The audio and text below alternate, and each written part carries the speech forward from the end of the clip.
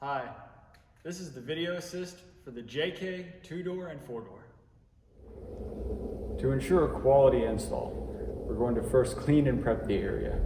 There's a wide variety of products you can use. I've used non-ammonia Windex or glass cleaner. I've used a goo remover, but personally I like wax and grease remover. So the area we're cleaning is the top ledge here and underneath.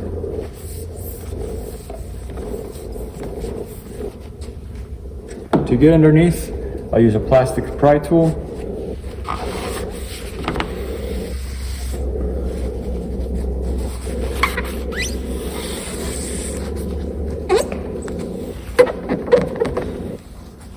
Now we can install the Velcro.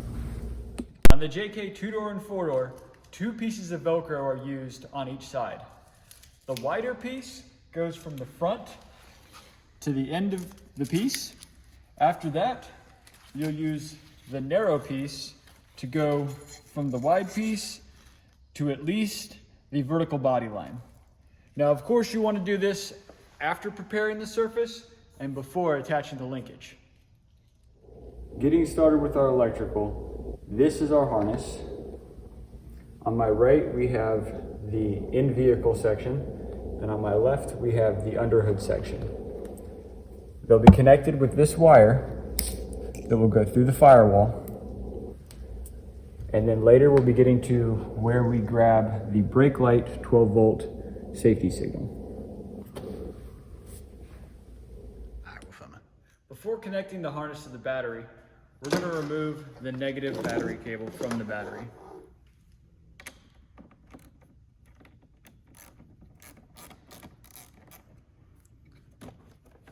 Now that that's removed and out of the way, we're going to attach the positive lead to one of these 3 terminals, and then the negative lead to this terminal.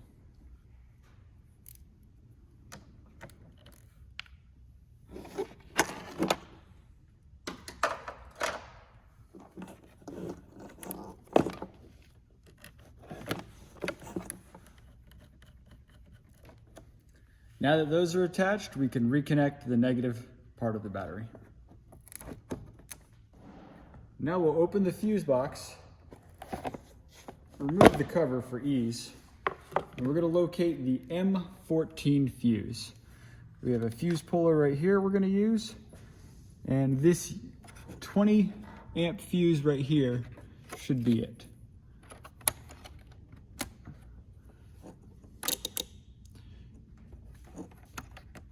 So if you hear a noise, if you hear the relay fire off like this, you know you've hit a fuse that's getting power all the time. Right now the key is not in the vehicle.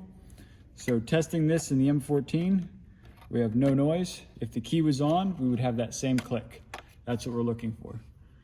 We'll take the original fuse that was in there and put it in the fuse holder so that it's still in the system.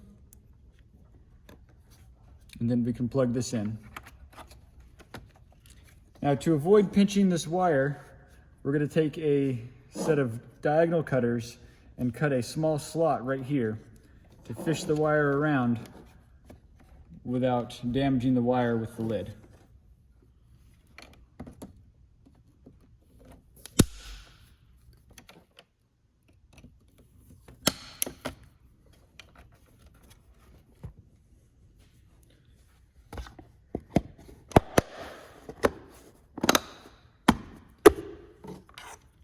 Before I secure all this wire, I want to make sure that I have everything else wired up and connected as well.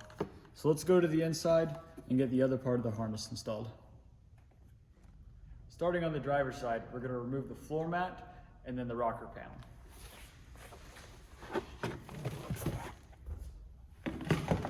To remove the rocker panel, we'll pop this fixture off and this one.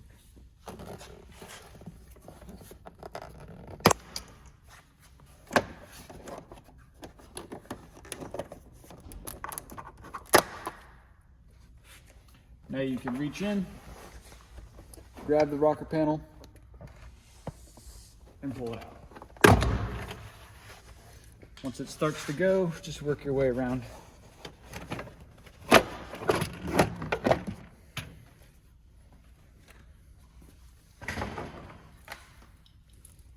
Now I'll start by running the white end of the red wire up the rocker panel and through the firewall.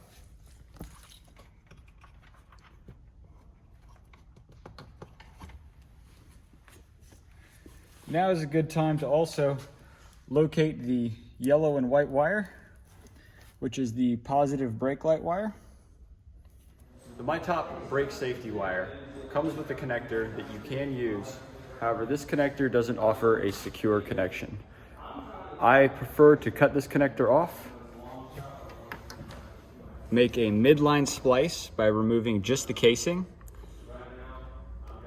splitting the wire itself open, wrapping this bared wire around it, and then coming back with a solder to get a good solder secure joint. Be sure to wrap it up with electrical tape afterwards to not create any shorts. And then I'll just run a little bit more tape over the whole bundle to put it back to a factory state.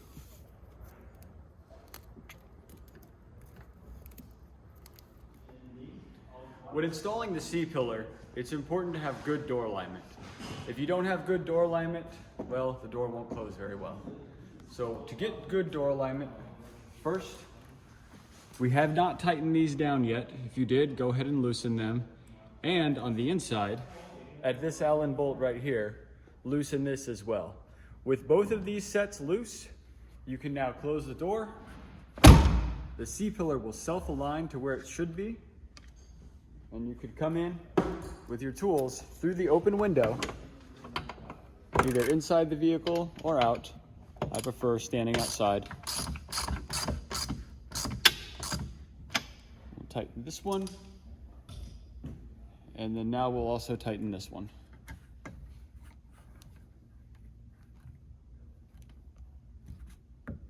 And now you've set your door up properly, and it will open and close without restriction.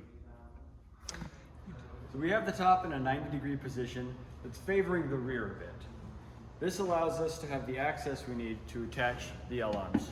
Before attaching the L-arms, we're going to pull this back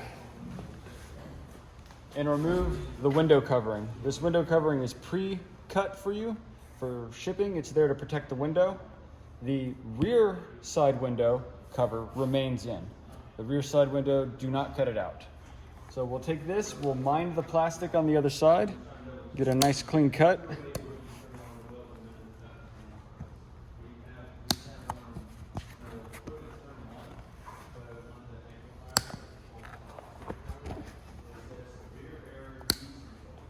Now with this window cover out of the way, we can attach the L-arm at the pivot point.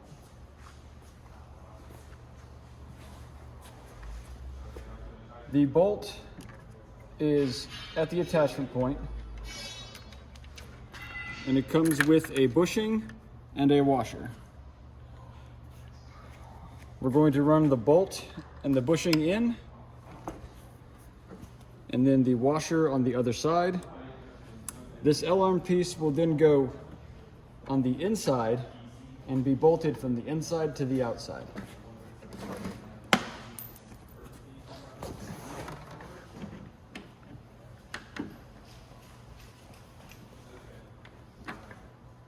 Once you have the threading started, go ahead and use your open end wrench and tighten it.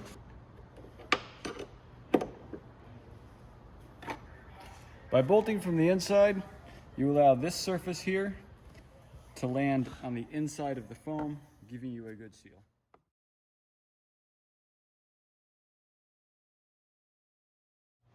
Once you have it tight and it's on the inside, so it properly seals inside the foam, repeat on the other side. We'll take the outside window covers off right before the install is complete.